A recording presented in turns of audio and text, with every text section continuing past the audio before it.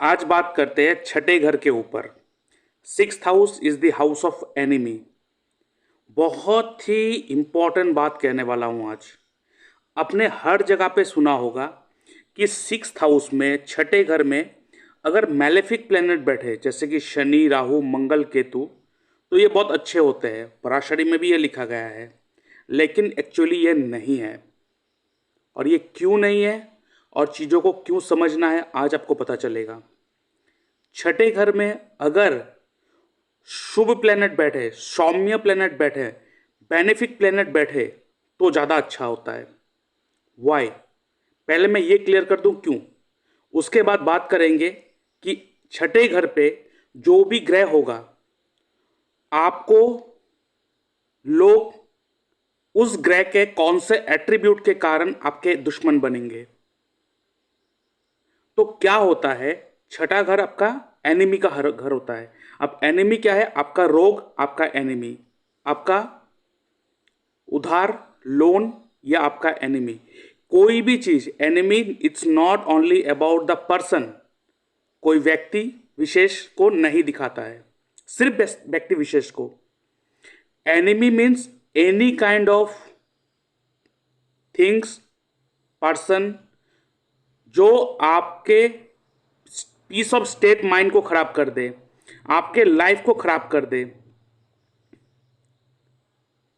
अब यहां पे सिक्स्थ हाउस जो है, आपको लगन पे ही देखना है, क्योंकि ये पराशरी एंगल पे बात कर रहे हैं, इसलिए लगन, केपी का यहाँ पे उल्लेख नहीं है।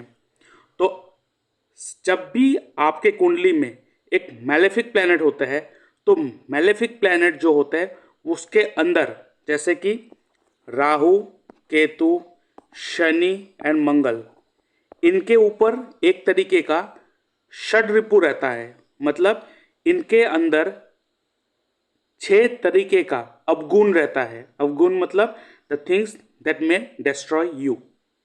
तो छठा घर जो होता है उसके अंदर 6 तरीके का दुश्मन हो सकता है आपका। मतलब 6 टाइप ऑफ क्वालिटीज, और इन क्वालिटी जो है इन मैलेफिक प्लैनेट के ऊपर होता है। अब यहाँ पे कहते क्या है पराशरी में? पराशरी में कहते हैं कि यहाँ पर अगर मैलेफिक प्लैनेट होगा तो व्यक्ति अपने दुश्मन को दबा देगा। तो आप मुझे एक चीज बताओ, क्या यह अच्छा है कि मैलेफिक प्लैनेट यहाँ पे बैठे और आप दुश्मन के साथ भिड़ रहे हो, उनसे लड़ रहे हो बार बार, या ये अच्छा है कि दुश्मन से लड़ना ही ना पड़े और आपका काम हो जाए आराम से? तो अगर आपके सिक्स्थ हाउस में बेनिफिक प्लैनेट आ जाए, चंद्रमा, शुक्र, बृहस्पति, बुध, तो ये आपको लड़ने ही नहीं देगा। बिना लड़े ही आपका काम हो जाएगा आसानी से। जैसे कि यहाँ पे अगर शनि, मंगल, राहु होते तो हम लोग कहते क्या है कि दुश्मन को आप नाश कर दोगे। बट अगर आप उनसे भिड़ जाते हो तो वो लड़ाई बहुत लंबा चलेगा। अब यहां पे अगर सौम्य प्लेनेट हो, चंद्रमा हो, बृहस्पति, शुक्र हो, वो आराम से आपके दुश्मनों से आपको निकल के बाहर लेके आ जाएगा। अब यहां पे कभी कभार ये देखेंगे कि शनि, मंगल है, राहु भी है, केतु भी है, फिर भी उस व्यक्ति को लड़ना नहीं पड़ रहा है, आसानी से अपने दुश्मन से वो पार पा रहा है। कैसे? बात करेंगे। देखिए, golden rule in Parashari astrology हमेशा याद रखिएगा, लगन का मालिक हमेशा शुभ होता है। मतलब अगर आपके लगन का मालिक मंगल या शनि भी हो जाए, या राहु या केतु भी हो जाए, तो वो आपके लिए मैलेफिक नहीं रहेगा। अब मंगल और शनि को तो पता है कि उसका राशि अगर फर्स्ट हाउस में आ जाए तो शुभ बन जाएगा आपके लिए, लेकिन राहु केतु कैसे आपके लिए शुभ बन सकता है? देखिए, राहु को कुंभ राशि दिया गया है, 11th राशि, और केतु को दिया गया है वृश्चिक राशि, स्कॉर्पियो। तो अगर आपके कुंडली में राहु कुंभ राशि में बैठा है, तो वो राहु आपके लिए बेनिफिक हो गया, मैलेफिक नहीं है। अगर केतु वृश्चिक राशि में बैठा है आपके कुंडली में, तो वो केतु बेनिफिक बन गया, मैलेफिक नहीं। आप यहां पे ध्यान से सुनिएगा, जरूरी ये नहीं कि वो बेनिफिक बन गया तो आपके लिए मैलेफिक काम नहीं करे, कर सकता है। बट एक्सेप्ट लगन में अगर हो राहु केतु लगन में बैठा हो और अपने ही राशि में बैठा हो तो ही वो आपके लिए बेनिफिक एक्ट करेगा। उसके अलावा बाकी किसी भी घर में हो तो राहु केतु आपके लिए मैलेफिक ही वो एक्ट करेगा, बेनिफिक एक्ट नहीं करेगा। हाँ, अगर किसी भी हाउस में बैठा है और उस हाउस में वो अपने ही राशि में बैठा है तो उस घर के लिए, उस हाउस के लिए वो शुभ बन जाता है। Same goes to Shani and Mangal. अगर आपके कुंडली में शनि या मंगल आपके लगन का मालिक बने तो पूरे कुंडली के लिए वो शनि मंगल शुभ बन जाता है। अगर राहु केतु आपके लगन पे बैठा है और अपने राशि में है लगन पे तो उस पूरे कुंडली के लिए वो राहु या केतु शुभ बनेगा। एक्सेप्ट फर्स्ट हाउस, अगर शनि मंगल राहु केतु दूसरे किसी भी घर में बैठा हो तो वो मैलेफिक जैसे एक्ट करेंगे। बस वो अगर अपने राशि में बैठा हो तो जिस भी घर में अपने राशि में बैठा है उस घर के लिए वो शुभ बन जाता है, उस घर में शुभता प्रदान कर देते हैं। अब आप कहेंगे तो शनि आपके लगन का मालिक नहीं है, लेकिन 5वें घर का और 9वें घर का अगर मालिक बन जाए तो वो तो शुभ माना जाता है क्योंकि मूल त्रिकोण है। जी हाँ, हो सकता है वो आपके लिए शुभ है मूल त्रिकोण का, बट एक चीज याद रखिएगा, मैलेफिक प्लैनेट का दृष्टि हमेशा ही मैलेफिक एक्ट करेगा, चाहे वो 5th हाउस का मालिक हो चाहे 9th हाउस का मालिक हो, एक्सेप्ट वो लगन का मालिक जब तक ना बने। और जो नैसर्गिक शुभ ग्रह होता है वो चाहे आपके कुंडली के लिए मारक हो सकता है बट उनका दृष्टि आपके लिए हमेशा सही होगा, अच्छा होगा, याद रखिएगा।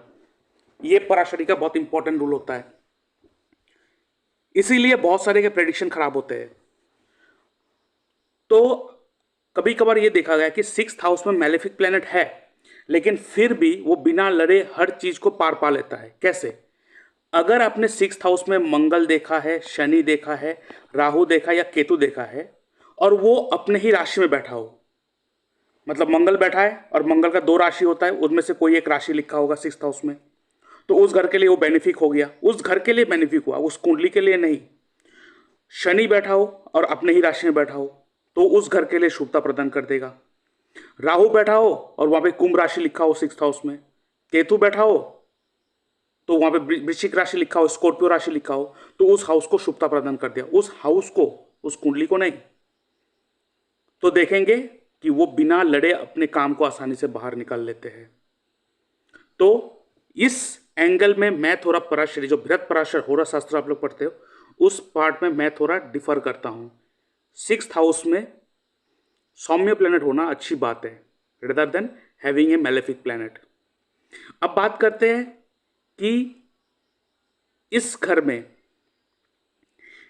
में 6th हाउस में आपका जो भी राशि बैठा होगा, अगर आपका राशि नहीं है ये 6th हाउस में कोई ग्रह आपके 6th हाउस में बैठा नहीं है तो उसके लिए अलग फॉर्मूला होता है, उसके लिए दृष्टि काम करता है, युति काम करता है, उसको बात नहीं करेंगे। आज सिर्फ बात कर रहे हैं कि अगर 6th हाउस में कोई ग्रह बैठा है तो अगर आपके कुंडली में 6th हाउस में अगर मंगल बैठा हो तो आपके दुश्मन आपको देखकर क्या सोचेंगे?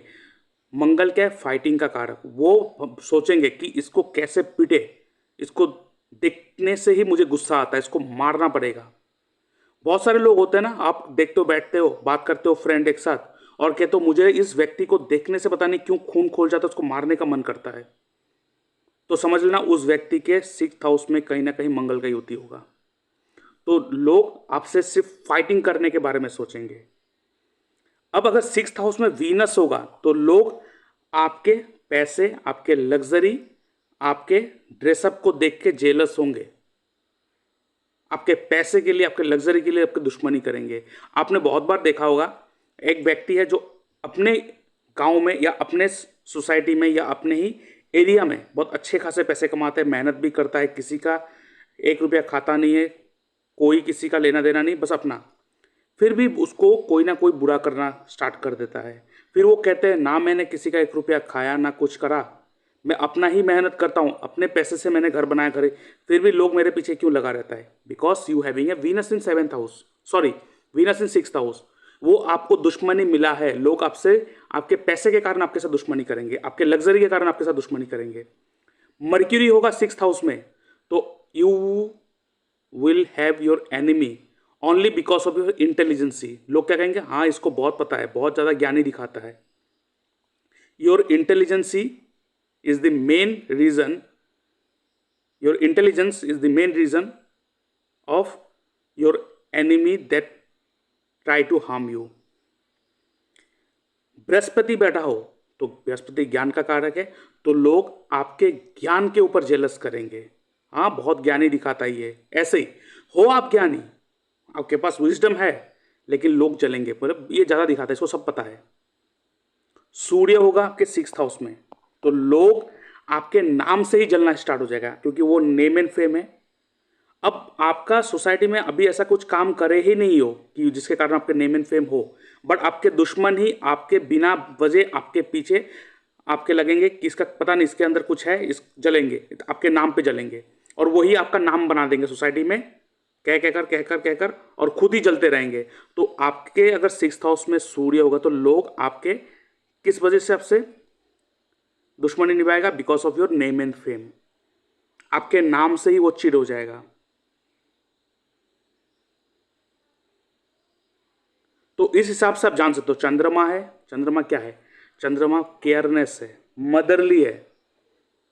सो आप जो केयरनेस दिखाते हो दूसरों को, जो प्यार दिखाते हो, जो मदरली नेचर दिखाते हो, तो लोग कहेंगे हाँ इनका ज़्यादा ही सबको प्यार बढ़ता है। आप देखेंगे इस तरीके से आपके साथ लोग करेंगे। तो जब भी आप देखते हो कोई भी ग्रह 6th हाउस में है, आप देखोगे उस ग्रह के एट्रीब्यूट के कारण लोग आपसे जलेंगे। अब अगर यहां पे शनि राहु मंगल केतु हो तो लोग कहेंगे बहुत अच्छा है, बट मैं कहूंगा इट्स नॉट गुड, बिकॉज बेफिजुल का आपको झगड़े करेंगे, you will fight with others. और सौम्य प्लेनेट होगा तो वो आपको लड़ने नहीं देगा, बिना लड़े ही आपका काम करवा देगा। हाँ कभी कभार मैंने कहा मंगल राहु केतु हो सकता है, बट वो अपने ही राशि में है तो उस घर को सौम्यता प्रदान कर देगा, और उस सौम्यता के कारण आपको लड़ने नहीं देगा, बिना लड़े ही आपका काम हो जाएगा। तो 6th हाउस में बेनिफिक प्लैनेट्स होना ज़्यादा अच्छा है देन यहाँ पे मैलेफिक प्लैनेट होना। If there is a benefic planet in your 6th house, सतुगुनी ग्रह, अब सतुगुनी ग्रह कौन सा होता है, तमोगुनी ग्रह कौन सा होता है, तो सतगुनी जो ग्रह होता है वो है सूर्य, चंद्रमा एंड जुपिटर, सतुगुनी। तमोगुनी होता है मंगल, शनि, राहु, केतु। और रजगुनी, जो रजगुनी ग्रह होता है वो है वीनस, मर्क्यूरी, वो है रजगुनी। अब जो सतगुनी होता है, सतगुनी सूर्य, चंद्रमा, बृहस्पति, इनके अंदर कोई भी षड रिपु नहीं होता है, दे आर फ्री फ्रॉम षड रिपु। तो इफ देयर इज ए शतगुनी planets in the 6th house is good, your enemy will bow down and you will come out from the adverse situation very easily। ये हमेशा आप देखना। तो अगर वहां पे मैलेफिक प्लैनेट है तो समझ लेना बिना लड़े, बिना झगड़ा करे आप दुश्मन से पार नहीं पा सकते हो, आपको लड़ना पड़ेगा, आपको भिड़ना पड़ेगा। तो जो कहते हैं कि यहाँ पे मैलेफिक प्लैनेट होना बहुत अच्छा है, तो उनके पास मुझे लगता है नॉलेज की थोड़ी कमी हो सकता है। तो चीज़ों को अगर सीखना है तो इन डेप्थ जाना पड़ेगा, ये बहुत अच्छा होता है। और आज 6th हाउस को बात कर रहे थे, इसके साथ में थोड़ा आपको हिंट दे देता हूँ। जब भी किसी भी घर में मैलेफिक ग्रह होगा, उस घर में कुछ ना कुछ एक प्रेशर, एक एडेड रेस्पॉन्सिबिलिटी, एक्स्ट्रा मेहनत, एक्स्ट्रा एंजाइटी, एक्स्ट्रा टेंशन, वो उधर एड ऑन कर देता है। 4th हाउस में मैलेफिक प्लैनेट होगा तो ये आपके मन की शांति को खा डालेगा, आपके घर के जो माहौल है उसको बर्बाद कर देगा। किसी दिन इन सारी चीज़ों को बात करेंगे। आज 6th हाउस के ऊपर था, तो अब देखोगे 6th हाउस इज व्हाट, रोग, आपको बीमारी होगा, आपको लड़ना पड़ेगा, यू हैव टू फाइट, आप फाइट करके जीत के आ जाओगे। बट अगर यहाँ पे सौम्य प्लेनेट होगा तो हल्के से आप निकल जाओगे। और पराशरी में 6th हाउस को बहुत खराब माना गया है, बट मैं कहूँगा 6th हाउस जब तक 8th house and 12th house के साथ कनेक्ट ना हो तब तक उतना हार्म नहीं करता है जो लोगों को डरा के रखा है। 6th house is actually good, ठीक है, 6th house is actually good. तो 6th हाउस जब 8th हाउस के साथ होगा तो बीमारी होगा, वो बीमारी क्रॉनिक का रूप ले लेगा, वो बीमारी पेनफुल डिजीज का रूप ले लेगा। वही चीज अगर 12th हाउस के साथ कनेक्ट हो जाए तो पेन होगा और उसके कारण हॉस्पिटलाइजेशन होगा। ये चीज़ों को समझना बहुत ज़रूरी होता है कि कौन से घर के साथ लिंक बनाने के बाद आपको कैसे परिणाम आता है। सो अगर आप पराशरी सीखना चाहते हो, ग्रैंड पराशरी एस्ट्रोलॉजी कोर्स अगर सीखना चाहते हो तो आप मुझसे जुड़ सकते हो, बट इस कोर्स का फीस थोड़ा हाई है। ग्रैंड पराशरी एस्ट्रोलॉजी कोर्स जो है वो थोड़ा हाई है इस कोर्स का फीस। इस कोर्स का जो फीस है वो है 55,000। ग्रैंड पराशरी 55,000 इस कोर्स का फीस है। और उसके साथ अगर आप अपना चार्ट एनालिसिस करवाना चाहते हो तो आप मुझसे जुड़ सकते हो। और आगे बढ़ने से पहले मैं अपने व्यूअर्स को कहना चाहता हूं, अगर आप भी अपना कुंडली एनालिसिस करवाना चाहते हो तो आप मेरे व्हाट्सएप नंबर पे अपना date of birth, time of birth, place of birth, आपका नेम, जेंडर लिख के भेज सकते हो। उसके ऊपर मैं एक वीडियो एनालिसिस बनाकर आपके साथ शेयर कर दूंगा। उसके लिए मैं चार्ज करता हूँ 399 रुपीज़ ओनली। यहाँ पर मैं कोई उतना सवाल मैं नहीं लेता। हाँ, अगर आपको कोई सवाल है, आप डायरेक्टली कुछ पूछना चाहते हो, आप मुझसे डिस्कस करना चाहते हो तो आप फोन कॉल कंसल्टेंसी बुक कर सकते हो, जिसके लिए मैं चार्ज करता हूँ 640 रुपीज़ ओनली। आप मेरे इस यूपीआई नंबर पेमेंट करेंगे, उसका स्क्रीनशॉट भेजेंगे और उसके बाद मैं आपको एक टाइम एंड डेट दे दूंगा, उस दौरान मैं आपसे बात करूंगा। और इसके साथ साथ आप अगर जूम लाइव कंसल्टेशन लेना चाहते हो, इसमें आपका क्या होगा, यहाँ पे जो बातचीत होगा जूम पर ही होगा, लाइव बातचीत होगा आपसे, और वो सारा का सारा जो डिस्कशन होगा उसका रिकॉर्डिंग करा जाएगा और उस रिकॉर्डिंग को आपको प्रोवाइड करा जाएगा। और कहाँ पे क्या चीज़ मैं नोटिस कर रहा हूँ, क्या चीज़ मैं नोट कर रहा हूँ, वो सारा कुछ आप लाइव मेरे से देख पाओगे और उस रिकॉर्डिंग को आपको मिल जाएगा, तो आपको याद भी रह जाएगा कहाँ पे क्या क्या मैंने आपको गाइड करा और क्या क्या चीज़ मैंने आपको बताया कि आपको करना क्या चाहिए। उसके साथ साथ अगर आप अपना बर्थ टाइम रेक्टिफिकेशन करवाना चाहते हो तो उसको भी आप करवा सकते हो, जिसके लिए मैं चार्ज करता हूँ 2100 रुपीज़ ओनली। और उसके साथ साथ अगर वास्तु कंसल्टेशन करना चाहते हो, अपने घर का वास्तु ठीक करवाना चाहते हो with the help of astro vastu, तो उसका भी आप अपॉइंटमेंट बुक कर सकते हो। और इसके साथ आप मेरे इस वेबसाइट में आकर आप चेक कर सकते हो, अगर आप एस्ट्रोलॉजी में इंटरेस्टेड है, आप एस्ट्रोलॉजर बनना चाहते हो तो यहाँ पे बहुत सारे कोर्सेस हैं, प्री रिकॉर्डेड वीडियो ऑलरेडी है और बीच में लाइव क्लासेस भी चलते हैं साथ में साथ, तो आप ले सकते हो। कौन से कोर्स मैं एक बार एक्सप्लेन कर देता हूँ। यहाँ पे आप देख सकते हो sure short prediction technique with remedies, ठीक है, ये आप ले सकते हो। ये इसके साथ साथ इसके भी एक एडवांस वर्जन ऑलरेडी आ चुका है, एडवांस स्नैपशॉट प्रेडिक्शन टेक्निक, ये भी आप कोर्स ले सकते हो। इसके साथ साथ यहाँ पे मंत्र हीलिंग टेक्निक कोर्स भी है, मंत्र के द्वारा कैसे चीज़ों को हील करा जाता है। उसके बाद मैच मेकिंग एस्ट्रोलॉजी कोर्स। अब ये मैच मेकिंग बहुत इंपॉर्टेंट होता है, बहुत सारे गुणों को मैच करवा के छोड़ देते हैं, जो आज के ज़माने में पूरा का पूरा एब्सोल्यूट है।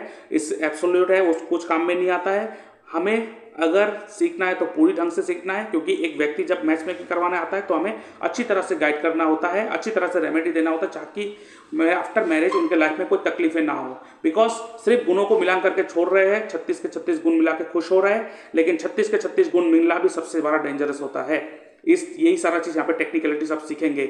चलिए, इसके साथ साथ अगर आप planetary alignment technique and KP astrology सीखना चाहते हो, वो भी कोर्स आप ले सकते हो। यहाँ पर प्लैनेटरी अलाइनमेंट टेक्निक सिखाया जाता है केपी एस्ट्रोलॉजी के साथ साथ। अब यहाँ पे क्या होता है, केपी एस्ट्रोलॉजी में अपने स्क्रिप्ट में अगर कोई प्लैनेट कहा है कि आपके साथ प्लैनेट खराब रिजल्ट दे रहा है, 8th हाउस या 12th हाउस दे रहा है, लेकिन प्लैनेटरी अलाइनमेंट टेक्निक की मदद से हम उस खराब चीज़ों को भी हम लोग यूज़ कर सकते हैं। तो ये बहुत ही बढ़िया, बहुत ही इंपॉर्टेंट कोर्स है, हर किसी को पता होना चाहिए। नहीं तो लाइफ में प्रॉब्लम तो हर किसी के लाइफ में आता है, लेकिन रोते रहता है हर कोई, उपाय करके भी कुछ नहीं मिलता है। तो यहाँ पे हमें पता होना चाहिए कि कैसे चीज़ों को प्लैनेट के साथ अपने आप को कैसे अलाइन करें। जैसे देख सकते हो यहाँ पे प्लैनेट सारा अपने आप एक साथ अलाइंड है, तो ऐसे अपने आप को कैसे अलाइन करें। उसके साथ साथ अगर आप सिर्फ एस्ट्रो वास्तु हिट थ्योरी सीखना चाहते हो तो वो भी सीख सकते हो, astro vastu hit theory with vastu, ये कंप्लीट कोर्स है। और उसके साथ साथ आरकेपी, रतन कोटियम राजू पद्धति, ये कोर्स जो है, अगर आपके पास किसी का date of birth, time of birth, place of birth कुछ भी नहीं है तो इस टेक्निक की मदद से आप उसको गाइड कर सकते हो। इवन आपके पास कोई सवाल है, आपको जानना चाहते हो कि अब ये कब होगा मेरे साथ, ये कब होगा, अब मुझे ये चीज़ लेना चाहिए नहीं लेना चाहिए, तो इस टेक्निक से भी आप वो सारी चीज़ को आप पा सकते हो।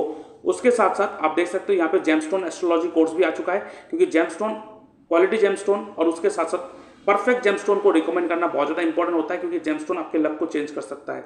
तो ये कोर्स भी आप ले सकते हो, प्री रिकॉर्डेड वीडियो है, वो ऑलरेडी आप उसको ले सकते हो। आफ्टर द कंप्लीशन आपको सर्टिफिकेट भी मिलेगा। अब ये जो कोर्स है बेसिक टू एडवांस, ये पूरा का पूरा कंप्लीट पैकेज है, ये लेंगे तो बाकी और किसी चीज़ की जरूरत नहीं पड़ेगा आपको। यहाँ पे वैदिक से लेके प्रेडिक्शन टेक्निक, एस्ट्रोलॉजी भी सिखाया जाएगा। यहाँ पे केपी एस्ट्रोलॉजी है, एस्ट्रो वास्तु हिट थ्योरी है, planetary alignment technique, stone selection technique, medical astrology and remedy, नवतारा चक्र पद्धति, जीपीएस टेक्निक एंड दशालगन टेक्निक, उसके साथ साथ नक्षत्र त्रिपाप चार्ट प्रेडिक्शन टेक्निक एंड अष्टवर्ग प्रेडिक्शन टेक्निक, और इसके साथ साथ यहाँ पे टैटू एक्टिवेशन टेक्निक ये भी सिखाया जाएगा। और इसके साथ आप देख सकते हो ये तो एडवांस कोर्स आ गया, जो प्रेडिक्शन टेक्निक का जो एडवांस कोर्स है उसको भी ले सकते हो। और उसके साथ साथ सिर्फ अगर आप tattoo activation technique and house activation technique सीखना चाहते हो तो इसका भी कोर्स आप ले सकते हो।